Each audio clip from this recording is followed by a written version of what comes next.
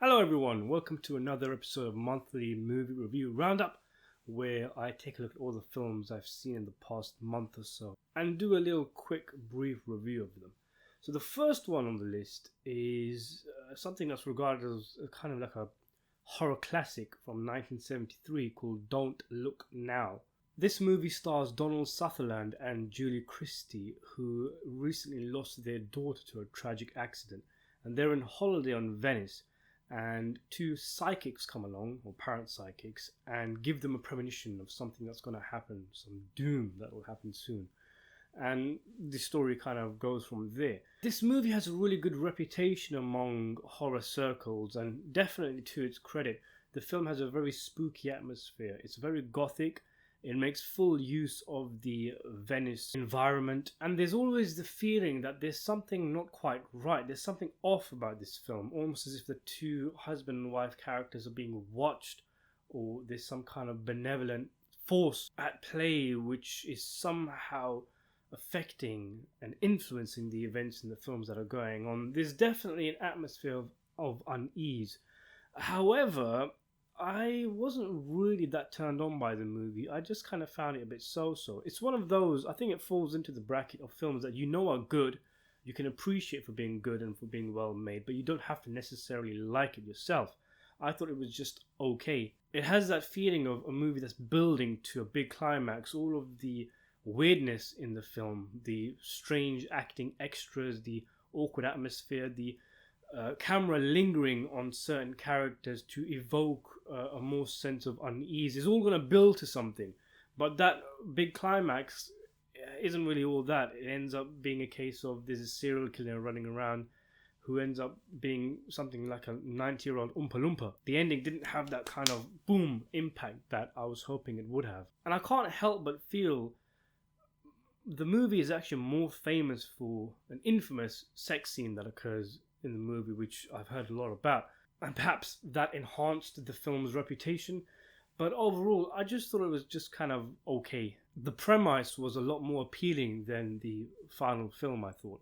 The next film is a 2016 movie called The Founder, starring Michael Keaton as the quote-unquote founder of McDonald's, and it shows how McDonald's came to be about, telling the story of two brothers who ran a McDonald's store, the first of its kind, and they had a revolutionary idea, which we know as fast food. And then this guy, Michael Keaton, comes along, an entrepreneur, a businessman, someone who's had many different ideas and has failed along the way.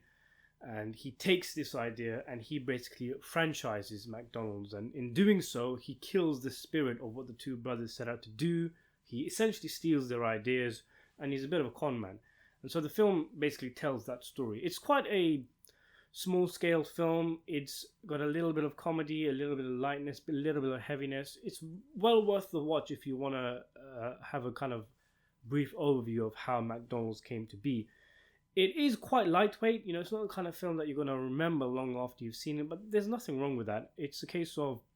I think it's a case of, the people who made the movie were very much focused on telling the events how they happen, not wanting to embellish certain elements or add in dramatic scenes or the movie going off into a tangent for dramatic purposes with things that didn't actually happen. That's what it feels like. It feels like a film that's trying to focus on what actually happened and focus on the truth and center the movie around a character who's entertaining. He's got a lot of charisma because obviously he's played by Michael Keaton, who plays him very well, and the film wouldn't be as good as it is without his performance.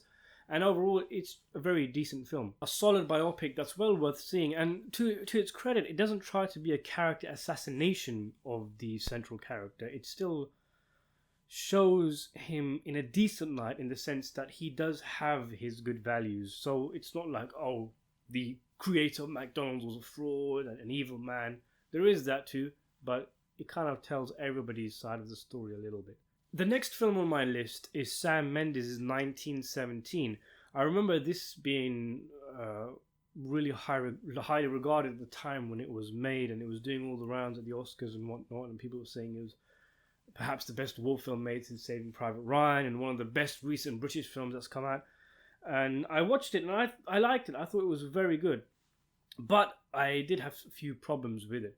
Not major ones, it is what it is really. But the story involves during World War II, a young man is sent on a mission behind enemy lines to get one of the Allies' commanders or whatnot to stop an attack because it's a trap. So he needs to go on a very dangerous mission by himself for much of the film, although there are two of them initially, and get this British commander who's about to send all of his troops into attack to stop the attack. And obviously he's limited amount of time and whatnot. And so the film is just that. That's all it is. It's just the story of that guy on his mission, which is apparently a true story, and what happens when he is sent on his secret mission. Now, this movie is quite well known for being shot like the entire movie is one take. Now, to be fair, it isn't. You know, there are in one or two intentional cuts, like there's a scene where the character faints and the screen goes black, and then the camera turns on to when the guy wakes up. So obviously that's an intentional cut. But overall, yes, it is a film that is trying to make out that, at the very least, it's a series of very long takes. But I don't have a problem with people saying the movie is made to look like it was shot in one take, even though some people do take offense to that and saying that, well, you're strawmanning the film by saying that. But the thing is, that is the case. And it's almost like long takes are fetishized today in today's cinema. That, you know, hey, look at me, I'm doing a really long take. Look at my tracking shot and artistic. Look how hard this was to do. But first of all, they're not as impressive as they used to be back in the 70s or whatnot, because it was harder to do then for various reasons. And not only that, if you're going to use a certain kind of camera effect or trickery or some kind of manipulation or some kind of just way of making a movie, it has to serve a point, you know. The Copacabana long take from Goodfellas is a perfect example of a long take that serves a purpose. With this film, I couldn't really work out what was the point of the movie being a long take. What purpose did it serve? Sure, there was a few moments where it was quite cool. Like there's a shot where the character is walking through the trenches and it's an unbroken shot, of course, so we see a really long trench and there's loads of soldiers in there. Things like that were cool. But in other scenes, it seems to kind of make the film a little bit have a meandering kind of feel, because we're forced, and the character's forced, to walk all the way to a certain place or walk across a field, and we have to be there with him throughout the entire journey. And there's scenes where, for example, the camera will move away from the central character, further away, he's still there, and we know eventually the camera and the main character will have to get together. So you know, okay, we're going past the wall, we're over here now, the camera is here and the main character is there, and eventually after maybe 30 seconds, 1 minute, 5 minutes, they'll be together again and we'll be focusing on him again. So the point I'm trying to make is that the long takes, the one take thing, did seem a little bit pointless to me. There's nothing inherently wrong with it, that's just the way they chose to make the movie. That's the artistic choice the filmmakers made. But I did find it a bit distracting, especially for someone like me who watches movies with a technical mind. So I'm always thinking about the camera angles and what was the purpose of this and why did they choose to shoot it like this. So I'm, rather than focus on the story and the character and be immersed, which is probably the point of the one take thing, I'm actually looking for the cuts. So the one take is actually taking me out of the film, because I'm trying to see, oh look, the camera went past the wall and it went black, and then the camera went on the other side of the wall. Click, yes, that was a cut. Instead of, you know, being immersed into the story of the character. So that was a little bit of a detriment, but overall, you know, that's okay. That's the way they chose to film the movie. And it was a pretty decent film. I can't help but feel that if it was just shot in a traditional film format, the movie wouldn't have as much acclaim as it did. But I think that would actually have made it a better film. It would have been shorter and tighter and maybe a bit more exhausting. But the way it is now, there is a few moments. It's like, you know, there's really high intensity moments and then there's really low moments where things are quite, you know, boring because we're just watching the character walk and walk and walk, and then there's, you know, intense moments and then again boring moments. So it kind of goes like that, and that's obviously mainly in part due to the way it was filmed. But these are kind of nitpicks, really. It is a decent film. So the next film on my list is Re-Animator, a 1985 horror classic. The story being After an odd new medical student arrives on campus, a dedicated local and his girlfriend become involved in a bizarre experiment, centering around the reanimation of dead tissue. So, I mean, first of all, Re-Animator is not a straight up horror, it's a horror comedy. It's very farcical, very slapstick, very funny, genuinely. And it has those horror elements, those tragic elements. It's not easy to juggle the two, but the film did it very well. This is an excellent film, I thought. And not just in terms of the way it makes you feel. It's not like some kind of guilty pleasure or anything. It's a genuinely good movie. It makes full use of fully realized characters who all serve a purpose. All of the characters in this, the main guy, the girlfriend, the weird new student, the dean, and this professor who works at the on the campus, all of them have their purpose. Every interaction, every conversation serves a purpose and is used to drive the story forward. Reactions and interactions and things that happen are believable. Like, say, if a character dies in a scene, the other characters don't just get up and start moving along. There's moments where characters go into shock and things like that. So the filmmakers still managed to keep this kind of farcical movie grounded. But anyway, what you'll come away from the movie remembering is probably some funny one-liners, some scenes of hardcore gore, and the movie just going really over the top in terms of what's acceptable to see in a mainstream movie, because it does go in some places where, I mean, there's one scene which was so dirty that the actor who was involved in the scene, allegedly, when his wife watched the scene, she said to him, "How could you?" and she divorced him. So, you know, that's the kind of stuff that you might see. There's one particular scene that's very memorable in the film, very infamous, but very, very good film. It's got tons of campy fun. Jeffrey Combs in particular is just playing the heck out of his character. He is having a lot of fun as this new weird student who arrives, where we're not quite sure if he's a good guy or a bad guy, and his ethics are a bit different from what the two main Central American characters are used to. But as someone who really loves these kind of oldie horror films from the 60s up until the late 80s or maybe early 90s, this is definitely one for the collection. It's scary, it's tragic, it's funny, it's gratuitous, it's campy, sick and violent, and I had a great time with it. So another film I watched is Brian De Palma's Sisters. So this is probably, you know, pre-proper Brian De Palma fame. It was made in 1972, and it's a thriller which follows a small-time reporter who tries to convince the police she saw a murder in the apartment from across hers. So very, very Alfred Hitchcock, the setup, as many of Brian De Palma's early films were. I watched this only just a couple of weeks ago, but I don't really remember much about it, weirdly. But I do remember enjoying it. I thought it was pretty good, but the last 15 minutes or so were really confusing. But again, a bit like what I said in my previous video where I reviewed a few Brian De Palma films, he was really creative in his early days. This movie contains some of the best use of split screen that I've seen. In fact, there was one shot that I found really good where a character is looking out of her apartment into the window of another apartment. The screen splits and then we see the shot from that apartment, and simultaneously obviously something happens, and obviously I'm not going to say what it is because I'll give things away, but the way he used the split screen was very good, I thought. So it's a very much a Hitchcock film in the 70s. In some ways I kind of feel like it's a remake of Psycho.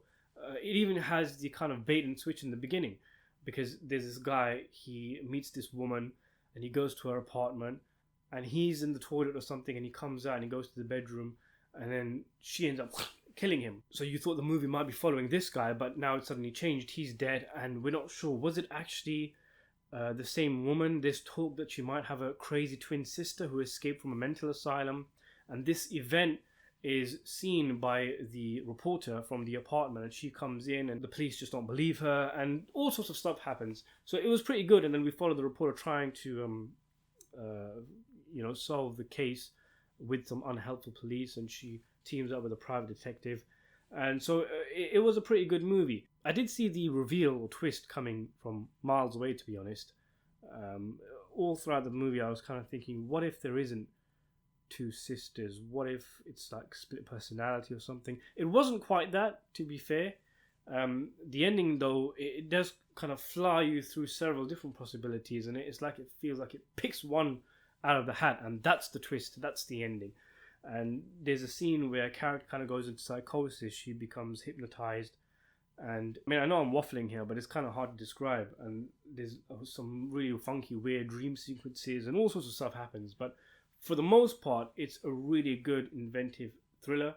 Then it just has a bit of a strange ending, which is a bit difficult to follow, but it is a good movie. Probably Brian De Palma's first proper bona fide successful film, I thought, from following on from a few experimental movies like Greetings and Hi Mom. The next movie on my list is Mel Gibson's Hacksaw Ridge. Now this, it follows a peculiar true story. I say true story, but from research that I did after I watched the film, it looks like the movie actually toned down much of the real life events, which were even more unbelievable. But the movie follows World War II American Army medic Desmond T. Dose, who serves during the Battle of Okinawa. He refuses to kill people and becomes the first man in American history to receive the Medal of Honor without firing a shot.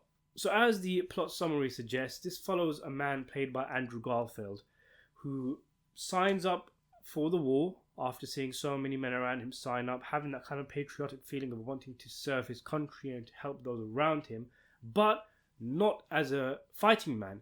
He wants to go in helping people, being a medic, and refusing to even carry a firearm. There are reasons for this. We do get a bit of his backstory, which kind of molded him into the kind of man he ended up becoming. But it is a very strange story, isn't it? And it almost sounds like some kind of unbelievable fairy tale kind of movie, but it really works. Gibson is a fantastic director, and the first half hour or so of this movie has that kind of old Hollywood feel. It's a little corny, to be honest, because he gets wooed by this girl, and they want to get married and all sorts. And I think the movie is trying to be kind of all charming and gooey in the beginning, because it juxtaposes this heavily with the battle sequences in the film, which are amazing, to be honest.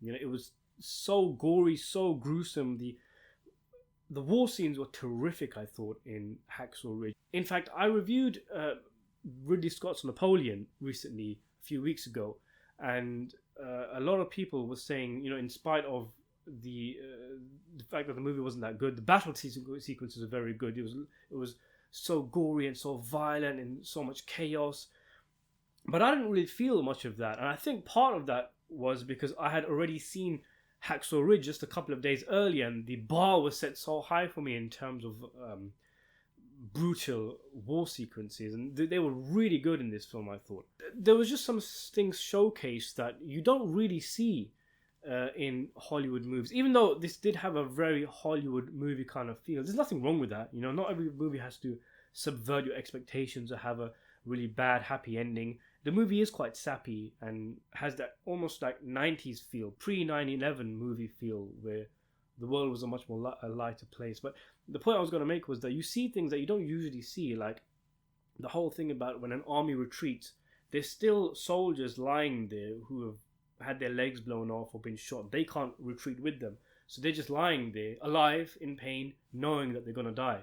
And that was quite interesting to see, because you don't really see stuff like that. But the point, that's actually incorporated into the story, because obviously that's those are the kind of characters who Andrew Garfield's character goes and rescues when nobody else was willing to. They just thought, all right, these guys are dead. But anyway, it's a really solid, fulfilling movie, I thought. Raw, emotional, and packaged in a very well-made movie. Clearly, you know, from a veteran like Mel Gibson. The story itself is astonishing, and Gibson handles it well. And I thought it was actually a mature decision to kind of remove some of the more elements that aren't believable, even though they did really happen. It reminds me of, again, Ridley Scott with Gladiator, where apparently they didn't show things like the central character fighting 10, 15 people at the same time, because people just wouldn't believe it, even though apparently things like that happened. The melodrama in the beginning of the film, even though I've labelled it as corny, it was a bit endearing to see and a bit refreshing. In a time where movies are either really so cynical or they are, intentionally quirky and meta and referential, and every line is undercut by a joke. And here we had kind of like the middle ground where the movie, in its earlier scenes, and all of the scenes depicted outside of the war, are very earnest, very genuine. Then there's the battle sequences, which are just terrific. So overall, this was a really good movie, I thought. The final movie on my list, I've got two kind of TV shows coming up as well, is 1969's Kes, directed by Ken Loach. From what I gather, this is one of his most famous films, one of his first earlier movies, and the guy's still making movies today. I've seen one or two of them, like I, Daniel Blake, and I really enjoy what I see. And Kes was a great movie, I thought. It follows a English boy in a working class background over the course of a few days of his life, and really that's it. It has that kind of I think what they call kitchen sink movies from the 60s, where it's just like a kind of slice of life kind of movie. It has a very grim, depressing kind of feel, and that's partly because that period and that place was grim and depressing at the time. The accents are quite difficult to understand. I had to use subtitles for that. But the movie just kind of follows this boy in his life at school, during his PE lessons, at his job that he has as a paper boy, just loads of different things like that. And it's intercut with him finding a kestrel, a little bird, and he starts to train it and play with it and develop a relationship with it. Now, the movie, at face value, you might watch it, and when it's finished, you kind of think to yourself, well, what was the point? It was decent, following this boy's life, but what did I get out of it? But I thought the movie was quite poignant without shoving it in your face. Essentially, the movie is kind of saying, you see, this boy, he doesn't really fit in properly anywhere. In his classroom, he doesn't quite fit in. He's not engaged, he's not switched on at what's being taught, apart from the time when the teacher asks him about what's happening in his life, and he mentions the bird, and then the teacher tells them to come up in front of the class, and the kid starts saying all of these things he knows about the bird. He went to the library, he studied books on it, all of these kind of things. So it kind of shows you that this links back to the days when I was a teacher, and I used to have similar trains of thought where not every kid is stupid. Every kid learns differently. Every kid has different interests. You have to be able to find that kind of spark inside the child as a teacher, and some of it is never academic. Some kids just won't do it, don't cut it when it comes to maths or English literature or chemistry or history of arts or something. But there is something in every child. If you find it, you can take that and make it blossom into something grand and beautiful. And for Kes, I don't know why I keep calling him Kes, the kid's name is actually Billy. For Billy, it was the bird and his relationship and his expertise in training it. So obviously that could have been something that he does something with. Academically, he could become, some kind of instructor or whatnot. But there's quite a lengthy PE lesson that's shown.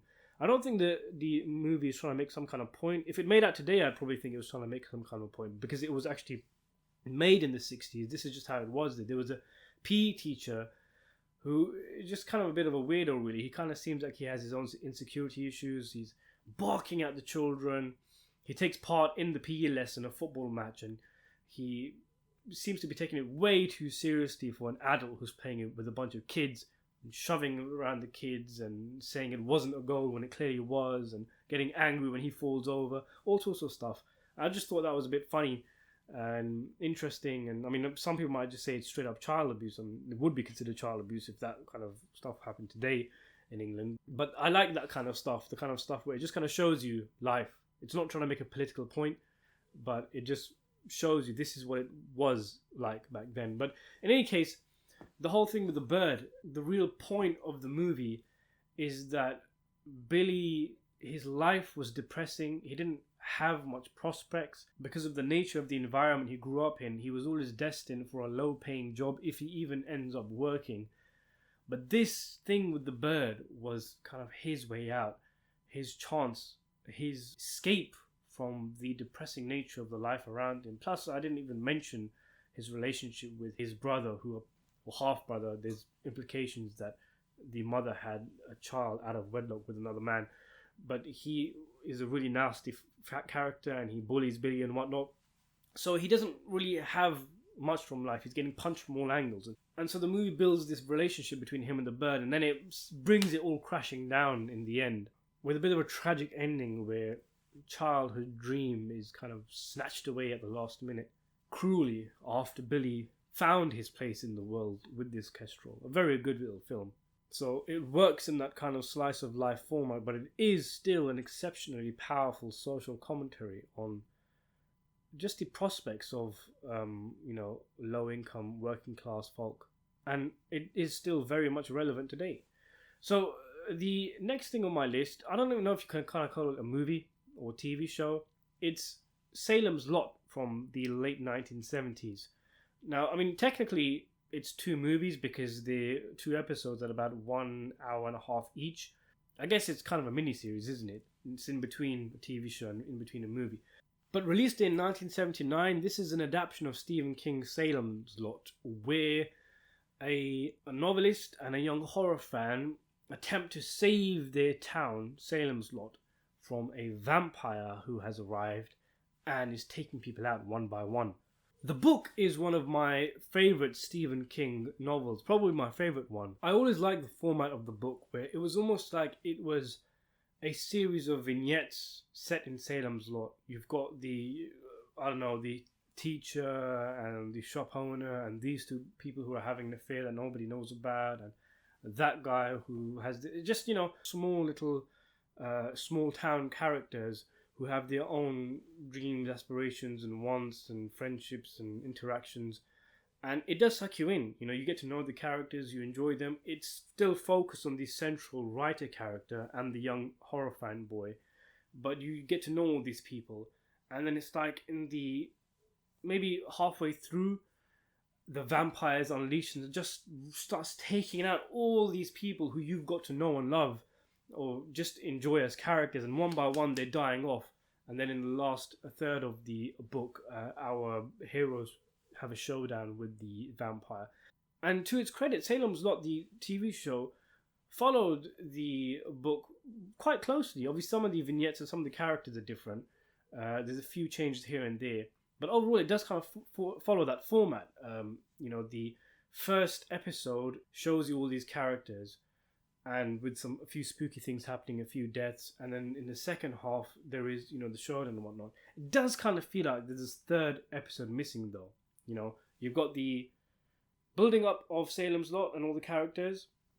You've got the vampire causing havoc, and then you've got the ending where the main characters go into the vampire's house and they try to take it out. That kind of middle episode, the main meat of the book, does kind of feel like it's missing, and maybe it's a money thing. I did hear that they actually lost funding for this project while they were making it, so they had to make loads of cuts and whatnot. But overall, it is quite faithful, and I found it, especially for something that was released in the 70s, I found it very enjoyable. It was very scary.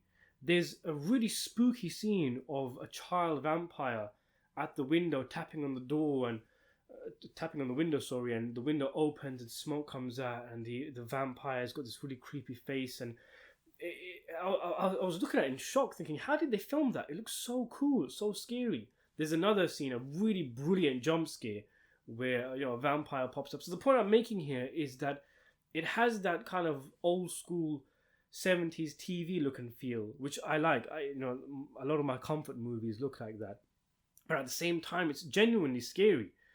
The main difference between the book and this series is probably the depiction of Barlow, the bad vampire, the main vampire. In the book, if I remember correctly, he's depicted as a normal-looking man, a good-looking man. Maybe I think that he's described as a bit short, and he has a respectable suit on, something like that. But the point is, he kind of looks like a man. In this show, though, they made him look very scary. It's one of the scariest-looking vampires I've seen. That was actually a good change, I thought. It was a deviation. Maybe some fans of the book don't like that. But the thing is, there's a familiar in the book and a familiar in the movie, the same character. And he's also a man, an old-looking guy. So what would be the point of, visually having an old familiar who we see throughout the movie doing work for the vampire? And then when the actual vampire turns up, he's just a guy who looks like a normal man. So they made a good decision by making him a creepy-looking vampire. Although there were a few awkward scenes where you can kind of tell the actor playing Barlow couldn't really see what he was doing. Like he was a bit like, all over the place. And I would have liked to see more of him. Apparently there were more scenes of Barlow cut out. But that was a good character, I thought. And there was just a few hokey moments, as you might expect from a mini-series adaptation of a hit book in the 70s. Like, for example, there's a scene where another man and a child go into the vampire's house. Two of them are downstairs, one of them goes upstairs, and the one upstairs ends up getting killed. But the two downstairs just kind of continue their adventure and things happen and whatnot. And never did they kind of think to themselves, what happened to the guy who went upstairs? They never looked and saw, oh, no, he's dead or anything. It's just things like that, weird moments kind of, which you can kind of brush over and say, oh, these are kind of TV moments, so you'll forgive it. But overall, it was quite good. It was very long, but it had some really effective scenes. The floating vampire part is just one of the many examples of this atmosphere that they managed to create in this show, which had that kind of gothic, spooky feel. It's eerie, it's tense, and it's genuinely scary. So the final thing on my list is House of the Dragon, the first season, which is the prequel to Game of Thrones. I finally got around to watching it. I wasn't really that tempted to see it. It isn't only because, Game of Thrones ended so poorly. It was just, I just kind of never had because I saw loads of trailers and stuff of the big dragons and everything. And I just kind of thought to myself, the dragons and the CGI and the fights and the fire and all that was never really the most interesting stuff about Game of Thrones. It was the politics and the intrigue and the ladder climbing and all that kind of stuff. But there's a lot of that in this. So overall, I kind of thought House of the Dragon was okay. Those are my thoughts on it. A lot of people hated it. A lot of people think it's a masterpiece, which kind of has reset the slate for Game of Thrones and reintroduced, new blood, and the series will go on from here. I'm probably in between those two camps. I think it was uneven. It was a bit clunky. It had very good elements and elements that were a bit more naff. So the story follows an internal succession war within House Targaryen at the height of its power, 172 years before the birth of Daenerys Targaryen. To do a proper in-depth review, I'd need its own video, so I'm going to keep this brief and short. But Paddy Considine plays King Viserys, who has a daughter. Her name is Rhaenyra. Now, because he doesn't have a son, and they have a bit of an awkward relationship, sometimes they didn't see eye to eye for a long time, eventually they kind of reconcile, and he promises her that she will be the queen when he snuffs it. And that causes some controversy because she's a woman and all that kind of stuff. And then he ends up marrying her close friend eventually, and then he has children, some of whom are males, and therefore obviously there's an issue there. Could it be that he chooses to make one of the sons the king instead of his daughter? Then there's also the fact that he has a brother who wants to be king. This is all very early on in the show. The dynamics and the issues and the politics, it changes as the show goes on, because weirdly, and this is quite an interesting creative decision, many of the episodes are separated by years. So when an episode finishes, the next one will start years down the line, which sometimes is difficult to get used to. But, it's a way of telling a story, I guess. It's a novel, it's different. But it does come with its problems. One of those is that they recasted some of the main characters. Now, that causes issues where you kind of get used to seeing a character in a certain way, and then the next episode they look completely different, and you're thinking, is that supposed to be him? And then some characters are recasted and look different. Obviously, some characters are not recast and look exactly the same. Some characters are not recasted, like Paddy Considine, and they look older. So it's all a bit. It wasn't handled the best. Like I said, it was a bit clunky. The show, even just basic technical elements. Like I remember, there's a few scenes where it felt like there were editing errors. Like these two characters were in a tent. One's looking at the other. We see a shot of her. Then you see the shot of the king looking at her, and we cut back and forward. And then he's clearly looking at her, and then the next shot is her coming out of the tent. So that kind of shot of her turning around and walking out felt like it wasn't there, and it wasn't a time jump. It was clearly supposed to be one kind of continuous scene. And just, I know it sounds weird, but there's just little things like that where it kind of feels like, ooh, these episodes don't have a flow to them. But in any case, the the main character, the young girl who wants to become queen, the show is mainly focused on her for much of it, and it does the show does have that kind of, feminist girl power kind of feel where, I am a woman, hear me rule, and a lot of that is kind of eye rolling because almost everything has that now, and it's not novel anymore, it's not brave and whatnot. The character confuses me because it feels like we're supposed to be on her side, we're supposed to share her woes and everything. But on one hand, she wants to be queen and she's depressed and gloomy, and we see a lot of scenes of her being sad and I want to be queen and all that kind of stuff. But at the same time, she seems like she's unhappy with the pressures and the responsibilities that come with being a queen, and she wants to live a hedonistic lifestyle. Much is made of the fact that she's promiscuous and she likes to sleep around and whatnot. And I can't help but feel most of the issues in this show stem from the fact that she couldn't just keep her legs closed. She ends up having illegitimate children. They end up being in line to the throne. Everybody kind of knows that they're not really legitimate children. All sorts of stuff like that happens, and it's like if the show treated her as a controversial character, like all of them are, all of these players in this Game of Thrones, then that'd be alright. But it kind of felt like we're supposed to be on her side. Now, as the series progresses, she slowly starts to take a bit of a back seat, and we have more focus on the rest of the players, other families, other brothers and sisters and aunties and all that, and everybody kind of starts to share equal amounts of screen time, and then the show gets a lot more interesting. And plus we get more focus on the father, the king, who is a very interesting character, because even if the show is just from his point of view, it'd be really cool because he is trying to just keep his family together, but he can see inevitably that they're just falling apart, and he's getting older and sicker. He's going to be dead soon, and his brother is off doing who knows what. His daughter doesn't like him, and it's just, and it's an endearing character, and you do feel for him. He's made mistakes in the past, and even the kingship was kind of thrust upon him. He never really wanted it. I think he has the nickname the Peaceful because he just kind of loves dealing with his sculptures and whatnot. And anyway, the point I'm making is that he was a really, really good character. The daughter I found a bit insufferable, like I said, and the show's structure is a bit because there's so many time jumps with each episode. The politics when it comes to succession and all of that kind of stuff was really intriguing, and most of that comes towards the end. However, it does have several issues. One of them being that, I know it's probably unfair to compare it too closely to Game of Thrones, but Game of Thrones focused on so many different storylines at the same time.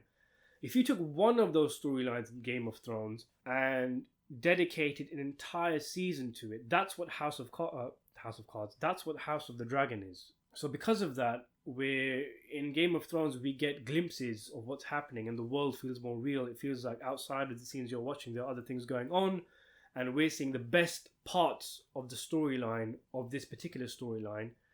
House of the Dragon just has zoned in eyeglass focus on just one family, and it can be a little boring at times, to be honest. That's just the reality of it. Sometimes it's just a bit dull, especially since for many episodes the issue is just, like I said, this hedonistic young girl who wants to be queen and she doesn't want to be queen, and just spends most of the time moping and moaning.